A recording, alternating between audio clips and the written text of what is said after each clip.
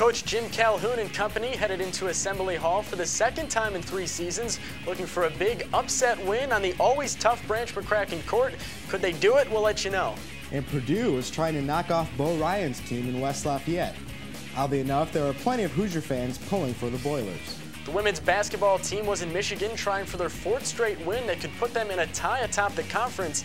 He's Casey Richards and I'm Ronan O'Shea. You're watching Hoosier Sports Night.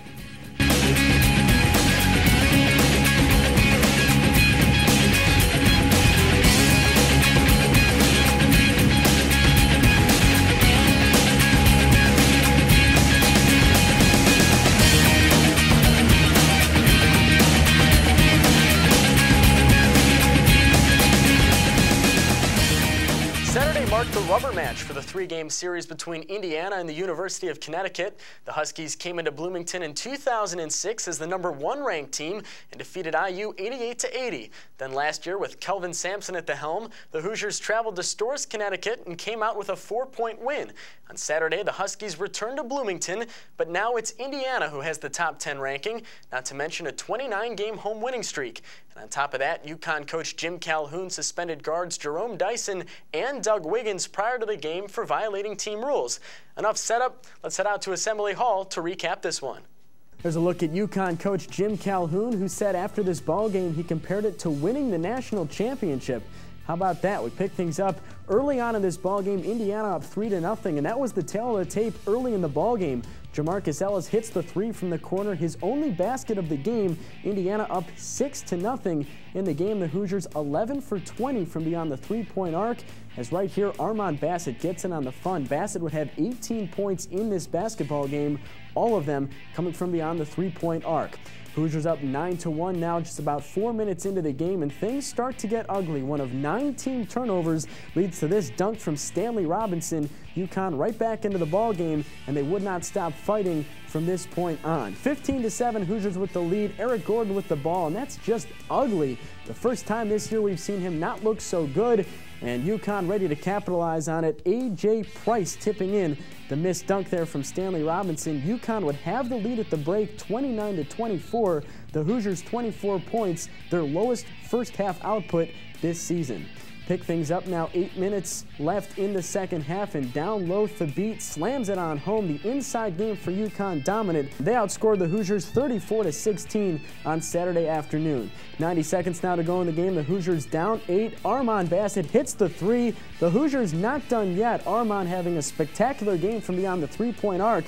Then here Lance Stemler gets the steal with the Hoosiers down 7. And who else? Armand hits another 3 from the corner. But that would be it for the Hoosiers. They cut the deficit to just 4 points. Final chance now with just under a minute to go. Eric Gordon has it and throws it away. So for the first time this year, Eric Gordon doesn't look like the savior. Hoosiers lose 64-58. First of all, I'd like to congratulate Coach Calhoun in Connecticut. I thought their kids played tough. They hung together, made big plays when they needed to. And that's a great win for them. On Saturday, the Hoosier offense was stagnant, scoring a season-low 24 points in the first half. And in the 68-63 loss at the hands of the Huskies, the nation's 4th longest home win streak came to an end at 29. Losing at home, you know, at some point you're going to lose at home. You know, North Carolina lost at home last week. UCLA lost at home. I'm sure somebody else did too. So I don't worry about records or how poor, you know, all I'm interested in is this team bouncing back. The Huskies were missing 2 players due to suspension. Jerome Dyson, the 2nd leading scorer on the team, and Doug Wiggins, averaging a combined 21 points per game. I made a decision quickly because I didn't have all the information to practice them. They did practice with our team. Before they got on the bus, I got a little more information. I had a half an hour, and I left those 2 people home. You know, basketball is a game where you have to play it together. You know, you can't play it by yourself. I mean, probably for the first time, a couple of us probably played a little selfish. Probably took some shots that we ain't been taking all season. And then sometimes we make the extra pass today. And in the loss, the Big Ten's leading offense was stymied by the Huskies, shooting only 37% from the field, a season low. And after the game, Coach Sampson was not pleased with his team's offensive output. Probably a lot happier last game and probably be a lot happier next game. This was a game today where we just didn't play very well. No excuses. Just some days you don't play good, and you have to go fix that. But at the same time, Connecticut did. They played good today. They deserved to win the game. From Assembly Hall, I'm Patrick Hurley, Hoosier Sports Night. Size was the difference maker in this one, with UConn out-rebounding the Hoosiers 44-28 and outscoring IU in the paint 34-16. The Hoosiers shot lights out from beyond the arc at an 11-for-20 clip, but were only 12-for-42 inside the three-point line. All 5 Connecticut starters scored in double figures, with Jeff Adrian and Stanley Robinson posting double-doubles with 11 points and 11 boards. Armand Bassett led the Hoosiers in scoring with 18 points, all on threes. With a 16-2 record, the Wisconsin Badgers had quietly climbed the ladder to a number 11 national ranking.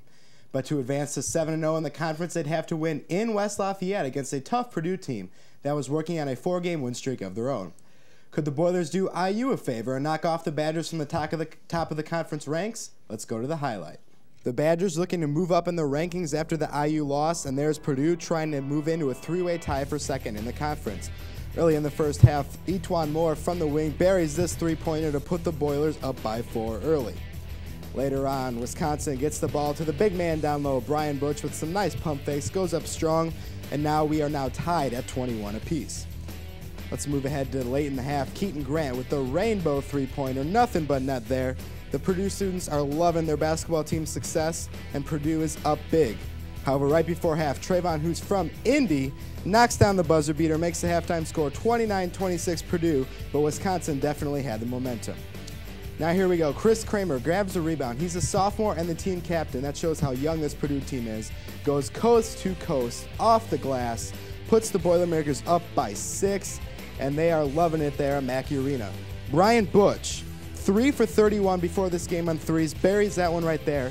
And that would set up this last chance for Wisconsin. Michael Flowers, no, I don't think so, says Robbie Hummel. The Boilermakers go on to win 60-56. Freshmen played a key role for the Boilers in this one, with E'Twaun Moore leading the team with 16 points and fellow freshman running mate Robbie Hummel doing his best Jamarcus Ellis impersonation with 10 points, 7 rebounds, 5 assists, and that all-important block. For the Badgers, Brian Butch continued his solid senior season with 20 points and 13 rebounds, good for his 4th double-double of the year. The non-conference loss keeps the Hoosiers atop the Big Ten standings with a perfect 6-0 mark. After Wisconsin's defeat at Purdue, there is now a 3-way tie at second with the Badgers, Boilers, and Spartans all claiming 6-1 conference records. Ohio State is only a game behind that pack at 5-2. The middle of the standings starts with Iowa at 3-5, followed by Minnesota, Penn State, and Illinois with 2 wins apiece. Northwestern claims the lonely spot at the bottom and is still looking for their first conference victory. 4 days after a 14-point road victory at Michigan State, the women's basketball team returned to the Great Lakes State on Thursday to take on Michigan.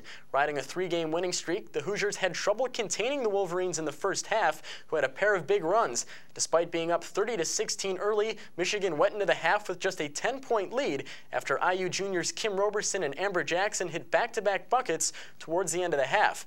IU got off to a solid start in the second half, cutting the score to 36-31, but the Hoosiers couldn't further chip away at the lead.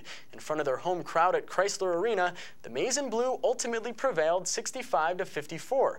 Michigan improved to 12-8, while IU dropped to 12-6. Heading into Sunday's games, the Hoosiers and Wolverines were among 5 teams sitting at 5-3 in the Big Ten, trailing only Ohio State.